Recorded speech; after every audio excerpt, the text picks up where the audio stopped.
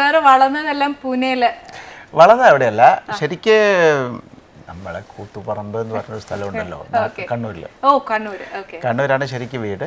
അവിടെ തന്നെ ഞാൻ വളർന്നതൊക്കെ. പിന്നെ ഇടയ്ക്ക് പിന്നെ പല സ്ഥലത്തുമായിരുന്നു എൻ്റെ സ്റ്റഡീസൊക്കെ. കുറച്ച് കണ്ണൂർ, തൃശ്ശൂർ, പാലക്കാട്, പിന്നെ അവിടെ നിന്ന് കഴിഞ്ഞു ബോംബെ, പൂനെ, അങ്ങനെയൊക്കെ ആയിരുന്നു. ഓക്കെ സർ, ബോംബെയിൽ പോയിട്ടാണ് സർ ഹിന്ദുസ്ഥാനി അതെല്ലാം കുറച്ചുകൂടെ ഇതായത് അല്ലേ? നമ്മുടെ കേരളയിലേക്ക് വന്നപ്പം ശരിക്കും കേരളയിൽ കൂടുതലും കർണാട്ടിക് സംഗീതമല്ലേ കൂടുതൽ. അപ്പം ശരിക്കും ആ ഹിന്ദുസ്ഥാനി നമ്മുടെ കേരളയിലേക്ക് ഇച്ചിരി ഒന്ന് എന്നാ പറയുന്നത് വരാൻ ഇച്ചിരി ഒരു പാടുപോലെ അല്ലേ സാറിനാൽ അത് കഴിയുമെന്ന് തോന്നുന്നു എനിക്ക്. അതുണ്ടായിരുന്നു, മുന്നേ ഉണ്ടായിരുന്നു. കഴിഞ്ഞ ഒരു ലാസ്റ്റ് 2019 ഞാൻ ഇവിടെ വന്നത്. 1990 ട്രിവാൻഡ്രത്ത് കേരളത്തിൽ വന്നു. അപ്പം നേരത്തെ ട്രിവാൻഡ്രത്തൊക്കെയാണ് വന്നു ഷിഫ്റ്റ് ചെയ്ത്. അപ്പം അതിനുശേഷം അപ്പോഴൊന്നും ഹിന്ദുസ്ഥാനി മ്യൂസിക് എന്താണെന്ന് അറിയില്ലല്ലോ. സത്യം എനിക്ക് അത്ര അറിവില്ല. പക്ഷെ എന്നാലും ഞാൻ പറയുന്നത് ഹിന്ദുസ്ഥാൻ കുറച്ചുകൂടെ കർണാട്ടിക്കിനെക്കാട്ടിലും ഫാസ്റ്റ് ആണെന്ന് തോന്നുന്നു അല്ലേ രാഗങ്ങളൊക്കെ? കുറച്ചുകൂടെ എല്ലാം ഉണ്ട്. സ്ലോ മൂവ്മെൻ്റ് ഉണ്ട്, മിഡിലുള്ള ഒരു ഇടയ്ക്കുള്ള മൂവ്മെൻ്റ് ഉണ്ട്, അതുപോലെ ഫാസ്റ്റ് മൂവ്മെൻ്റ് ഉണ്ട്, എല്ലാം ഉണ്ട്. സാറിനാൽ നമ്മുടെ ഹിന്ദുസ്ഥാനി സംഗീതം നമ്മുടെ ഹോൾ വേൾഡിൽ എത്തിക്കാൻ പറ്റണം. തീർച്ചയായിട്ടും എല്ലാവരുടെയും ബ്ലെസ്സിങ്സ് ഉണ്ടാവട്ടെ. ഞാനും ഞങ്ങളുടെ പ്രേക്ഷകരും ഒക്കെ സാറിന്റെ കൂടെ എപ്പോഴും ഉണ്ട്. ഇപ്പൊ വലിയ സന്തോഷമുള്ളത്, അതെ അതെ, എനിക്ക് തോന്നുന്നത് ഇപ്പം നമ്മൾ കേരളത്തിൽ എവിടെ കോൺസേർട്ട് ചെയ്യുമ്പോഴും ഫുള്ളാണ് ഓഡിയൻസ്. അതൊരു നല്ലൊരു ചേഞ്ചാണ്. കാര്യം 1990 ഞാൻ വരുമ്പോൾ ട്രിവാൻഡ്രത്ത് വന്നപ്പോൾ ഞാൻ 1993 30 hours സൂര്യ ഫെസ്റ്റിവലിൽ 30 hours പാടിയപ്പോൾ. സർ ശരിക്കും എന്നാ പറയുന്നത് നമ്മൾ മെഡിറ്റേറ്റ് ചെയ്യുമ്പോഴൊക്കെ നമുക്ക് ഭയങ്കര ഒരു പവറിലേക്ക് എന്നാ പറയാ അതിനൊരു സ്പിരിച്വൽ ഇത് വരും എന്ന് പറഞ്ഞു. അപ്പൊ അതേപോലെ ഒരു അനുഭവം സാറിന് എന്തോ പാടിയ സമയത്ത് വന്നിട്ടുണ്ട്. നിങ്ങനെ ഒരു കേട്ടറിവേ ഉള്ളൂ, അറിയില്ല. അത് പല സമയത്തുണ്ടായിട്ടുണ്ട്. ശരിക്കും പറഞ്ഞാൽ ദൈവം അനുഗ്രഹിച്ച് എണ്ണിപ്പേർക്ക് കിട്ടുന്ന ആൾക്കാർക്കുള്ള ഒരു അനുഗ്രഹമാണ് അത്. അത് നമ്മളെ ഇൻവോൾവ്മെൻ്റ് ആണ്. അത് മ്യൂസിക്കിൽ നമ്മൾ കംപ്ലീറ്റ്ലി ഇൻവോൾവ്ഡ് ആകുമ്പോൾ നമ്മൾ ശരിക്ക് ധ്യാനം ഒക്കെ ചെയ്യുന്നുണ്ടല്ലോ. അത് നമ്മുടെ ധ്യാനം നമ്മൾ ചെയ്യുന്നത് പൂർണ്ണമായിട്ടും നമ്മൾ സമാധി അവസ്ഥയിൽ ഇരുന്നിട്ട് ചെയ്യുന്ന അതുപോലെ തന്നെയാണ് സംഗീതവും. റിയൽ മ്യൂസിക് പണ്ട് മുതൽക്കേ മ്യൂസിക് ഉണ്ടായിട്ടുള്ളത് ശരിക്ക് ധ്യാനിക്കാൻ വേണ്ടിയിട്ടാണ് സംഗീതം ഉണ്ടായിട്ടുള്ളത്. എനി മ്യൂസിക്, വേൾഡ് മ്യൂസിക് നമ്മളെടുത്ത് നോക്കിക്കഴിഞ്ഞാലും സംഗീതം ഭഗവാന് അർപ്പിക്കാനുള്ള, ഗോഡിന് വേണ്ടിയിട്ടുള്ളതാണ് സംഗീതം. അങ്ങനെയാണ്. അതേപോലെ സംഗീതത്തിൻ്റെ ഭാഷ ഉണ്ടായിരുന്നത് നമുക്ക് സംസ്കൃത ഭാഷ ഉണ്ടായിരുന്നു, ലോകം മുഴുവൻ ഉണ്ടായിരുന്നെന്നാണ് പറഞ്ഞത്. ആ സംസ്കൃതം ദേവഭാഷയാണ്. അപ്പോൾ ആ ദേവഭാഷ എന്ന് പറയുമ്പോൾ അതിനൊരു ഭംഗിയുണ്ട്. അത് പാടുമ്പോഴും അതിന് ഈ സംസ്കൃതം നമ്മുടെ ഇന്ത്യൻ മ്യൂസിക്കുമായിട്ട് ചേരുമ്പോൾ അതിന് വേറൊരു പവറുണ്ട്.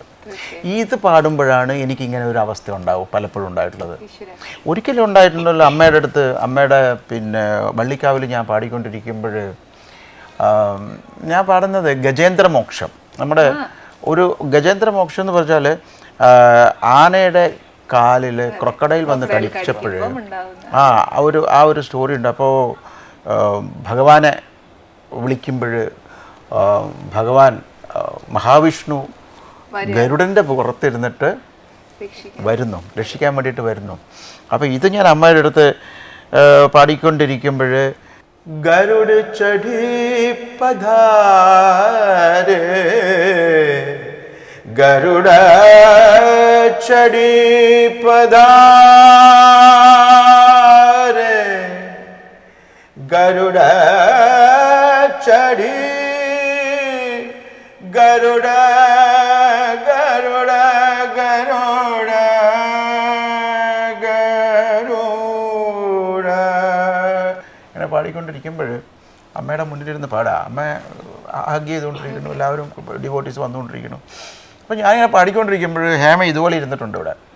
അപ്പോൾ ഞാൻ ഈ മുകളിൽ നോക്കുമ്പോൾ ഒരു ചെറിയ ഗരുഡൻ അവിടെ ഇരിക്കുന്നു. ഇത് സംഭവിച്ച കാര്യമാണ്. ഗരുഡൻ മുകളിൽ ഇരിക്കുന്നു. കുറച്ച് കഴിഞ്ഞപ്പോൾ അപ്പോൾ ഇത് കണ്ടപ്പോൾ ഞാൻ ഇൻസ്പയർഡ് ആയി. കാരണം ഇതെന്താ സംഭവിക്കുന്നത് മനസ്സിലല്ലേ. ഞാൻ കുറച്ചുകൂടെ ഒന്ന് ഇൻവോൾവ്ഡായി, പാട്ടിൽ ഇൻവോൾവ്ഡായി. അപ്പോൾ ഈ ഗരുഡൻ ഇപ്പോൾ ആന ഇരുന്ന് അതേ പോർഷനിൽ വന്നിരുന്നു. വിശ്വസിക്കാൻ പറ്റത്തില്ല. അത് പിന്നെ അതിന് വിഷ്വൽസ് റെക്കോർഡ് ഷൂട്ട് ചെയ്തിട്ടുണ്ട്. അപ്പോൾ അവിടെ വന്നിരിക്കുന്നു. കോൺസേർട്ട് ഷൂട്ട് ചെയ്യുമ്പോൾ ഇതും കൂടെ വന്നു എൻ്റെ അകത്ത്, അത്രേ ഉള്ളൂ. അവിടെ ഇരുന്ന് കുറേ നേരം ഇരുന്ന് പാട്ട് കഴിഞ്ഞിട്ടാണ് ഈ ഗരുഡൻ തിരിച്ചു പറന്നു പോയത്. പാട്ട് തീരുന്നിടം വരെ.